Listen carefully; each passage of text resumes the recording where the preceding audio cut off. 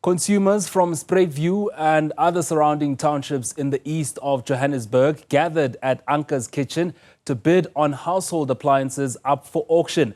Lokshin Auctions, one of the country's first township-based auction houses, held its Valentine's Day auction ahead of the Day of Love.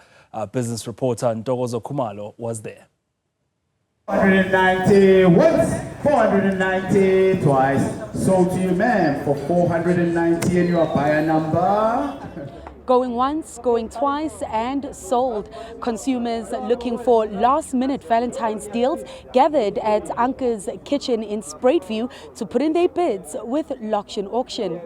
With a collective experience of over 20 years in sequestrations, asset tracking, valuations, and auctions, Lokshin Auction plans to make auctions a viable option for consumers looking for a good deal on everyday household items. 132 townships in South Africa. There is no particular platform for auctioneering, so there is no really test and tried method if an auction works in a township. But a traditional auction method, a buyer registers in order to participate in an auction. A seller is one of the people that would like to get rid of their unwanted or distressed items. So an auctioneer then facilitates the sale between these two people in order for one to get rid of their assets or for the buyer to get hold of their assets. And this is followed through the CPA Act. Having worked as an auctioneer himself, Satai received some of his stock from Takealot after concluding a business deal with the online retailer, with plans to hold such auctions in townships and rural communities across the country. Look, at the moment we are working a makeshift auction house. We do not have a workshop that we're working from, so we rent out backyards, we cordon off streets where we are auctioning our items from.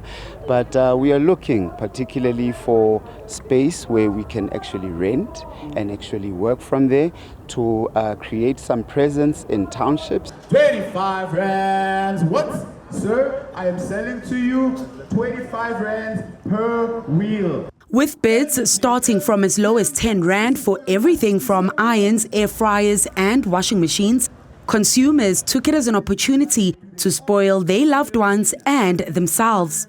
One auctioneer says auctions are becoming more accessible to average consumers looking for deals on household items instead of expensive art or jewelry.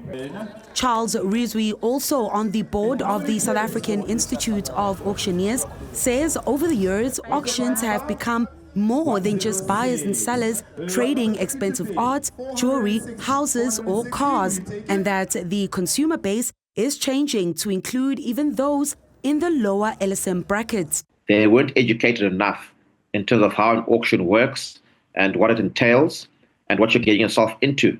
So firstly, if an auction is set up, it's advertised and you're free. Viewing is free. You've got a couple of days or maybe a week to go and view what is available on auction. Consumers are encouraged to educate themselves on how auctions work to ensure that they've budgeted sufficiently for the products they want and do not end up spending money on things they don't need. 70 rands twice. Sold to you, ma'am, and your buyer number 103. View the item, make sure this is the item that you'd like to purchase. Ask, is it, it's a literal good, is it a working condition? Has it been tested? If it hasn't tested, would you allow me to just see it going on? What people in the past weren't really aware of are the additional costs of an auction. There might be a buyer's premium as well as the VAT of 14% over and above the hammer price. So if you go on a budget of $500 rand, and you bid for 500 rand, a lot of people weren't aware that there's additional costs. According to the Institute, the auction sector has grown significantly over the past few years, spurred on by a combination of market forces and evolving consumer preferences. 150. 150. No interest, no sale. For Newzroom Afrika on Channel 405, I'm Ntokozo Khumalo in Spruitview, Johannesburg.